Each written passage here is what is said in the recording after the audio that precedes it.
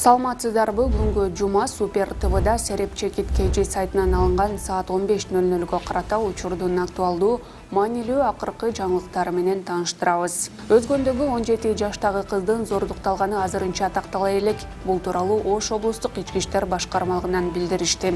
Текшерүүнүн жүрүшүндө жаш өспүрүм өзгөн райондор аралык социалдык эмгек өнүктүрүү башкармалыгынын үй бүлө жана балдарды коргоо бөлүмүнүн башкы адисинин жана мыйзамдуу өкүлдүн катышуусунда суракка алган учурда 2021 жылдын 19 апрелинде болжол менен саат 22:00 чамасында атасы эркине каршылык көрсөткөнүнө карабастан зордуктап салганын айткан. Окуя болгон жерге кароо жүргүзүлүп, чиймелер чийилип, тийиштүү экспертизалар дайындалган. Шектүүнүн көрсөтмөсүндө кызынын айткандары чындыкка дал келбейт деп билдирген. Учурда биологиялык экспертизанын бүтүмү чыга элек. Биологиялык экспертизанын жыйынтыгы менен кандай аракет болгону такталат. Ар тараптуу иликтөө максатында жабырлануучуга жана арыз ээсине карата дагы соттук психологиялык экспертиза дайындалган. Жабырлануучу кыздын апасы Орусия Федерациясынын аймагында иштеп жаткан. Азыркы учурда тергөө амалдары жүргүзүлүп жатат. Орусиядан келген Спутник В вакцинасын биринчилерден болуп хирург Мамбет Мамакеев алат. Бул тууралуу Саламаттыкты сактоо министри Алымкадыр Бейшеналиев билдирди. Анын айтымында орус тарап менен 1 миллион доза алууга келишим түзүлгөн. Алар акырындык менен келе берет. Кече 20 000 доза келгенин көрдүңүздөр. Бүгүн саат 11:00 биз бул препарат менен эмдөөнү баштайбыз. Биринчи вакцинаны академик Мамбет Мамакеев алат. Программа боюнча 65 жаштан өйдө жарандарды жана өнөкөт оорулары барларды эмдөөдөн өткөрөбүз, деди министр. Акыркы сутка ичинде коронавирус илдети 272 адамдан аныкталды. Бул тууралуу республикалык штабтан билдиришти. Аймактарга алып карасак, Бишкекте 148, Чүй облусунда 86, Ош шаарында 6, Ош облусунда 4, Ысык көлдө 18, Жалал Абадта 4, Нарында 3, Баткенде 1, Таласта 2 киши ооруну жуктуруп алганы аныкталды. Коронавирус катталгандан бери өлкөдөгү жалпы көрсөткүч 93 272 адамга жетти. Ал эми акыркы сутка ичинде 7 киши каза болду. Алардын ичинен 4-өө Бишкек шаарында, 3-өө Чүй облусунда катталган. Ошентип оорудан жакшы боло албай көз жумгандардын жалпы саны 1573 кишиге жетти. Кыргызстанда акыркы сутка ичинде 1407 адам коронавируска каршы эмдөөдөн өттү. Бул тууралуу республикалык штабтан кабарлашты.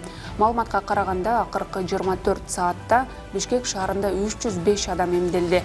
Ош шаарында 239, Чүй облусунда 217, Ош облусунда 141, Ысык көл облусунда 94, Талас облусунда 98, Нарын облусунда 46, Жалал Абадта 186, Баткенде 81 адам эмделген. Жалпысынан Кыргызстанда 23 апрелге карата 14 861 адам эмделди. Алардын ичинен 276 адам вакцинанын экинчи дозасын алды.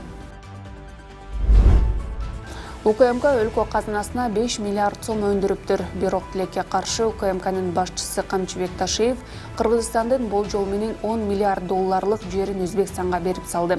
Бул тууралуу адвокат Земир Жошов Фейсбуктагы баракчасына жазды.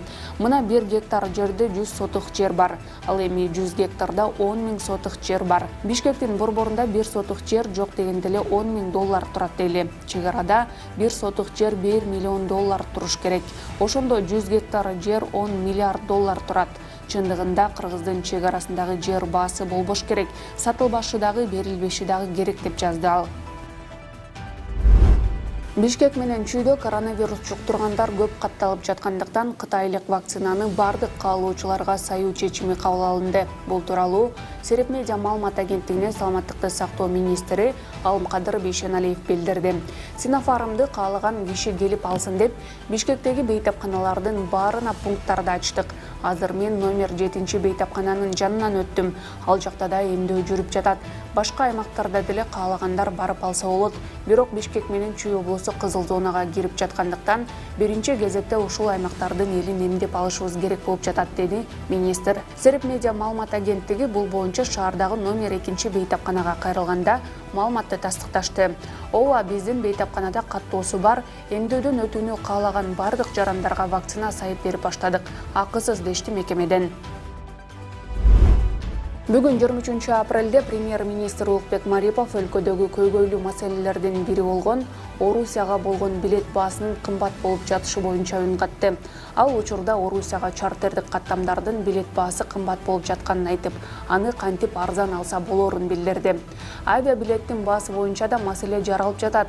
Билет баасын арзандатуу үчүн каттамдардын санын көбөйтүү керек. Бүгүнкү күндө 6 каттам бар. Бул каттамдарга негиз сурабайт. Мындан тышкары жумасына 80дей чартердик каттамдар учуп жатат. Булар негиздеме сурап жатат. Ошол үчүн билет кымбат болуп жатат. Ошону чечүүнүн бирден бир жолу негиздемени жоюу боюнча Орусия менен сүйлөшкөндө уюлдук телефондордо ковидсиз саякатта деген тиркеме бар. Ошол боюнча биз 6 лабораторияны ишке киргиздик. Анын 4-өө менчик, 2-өө мамлекеттик. Жалпысынан 60 пункт иштеп жатат. Ошол жерге анализ тапшырып, жыйынтыгын тиркемеге жүктөп, ошону менен билет алып учса, бул негизсиз болуп саналат. Бул арзан болот, деди ал. Өкмөткө караштуу мамлекеттик бажы кызматынын Түштүк Батыш бажысынын инспектору мамлекетке өзгөчө ири өлчөмдө зыян келтирген. Бул тууралуу УКМКдан билдиришти. Маалыматка караганда, кармалган инспектор жеке ишкерлер менен жең ичинен сүйлөшүп алып, Кыргыз Республикасына ар кандай эл керектөөлөрүнө керек товарларды импорттоо жолу менен алектенишип, импорттолгон жүктөргө бажы төлөмдөрсүз бажы процедураларын жүргүзгөн. Мындан улам мамлекетке 1 миллион сомдон ашык зыян келтирилген. Кыргызстанга май айында AstraZeneca вакцинасы келет. Бул тууралуу премьер-министр Улукбек Марипов Фейсбуктагы баракчасындагы түз эфир учурунда билдирди.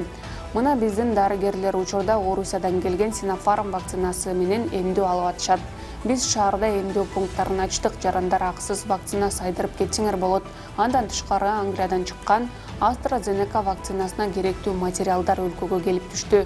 Май айында вакцинанын өзү келет. Бардыгыңыздарды ушул вакциналарды алууга чакырамын, деди ал. Ушул жана башка жаңылыктарды Серепче KG сайтына кирип окуп таныша аласыздар. Күнүңүздөр ийгиликтүү улансын.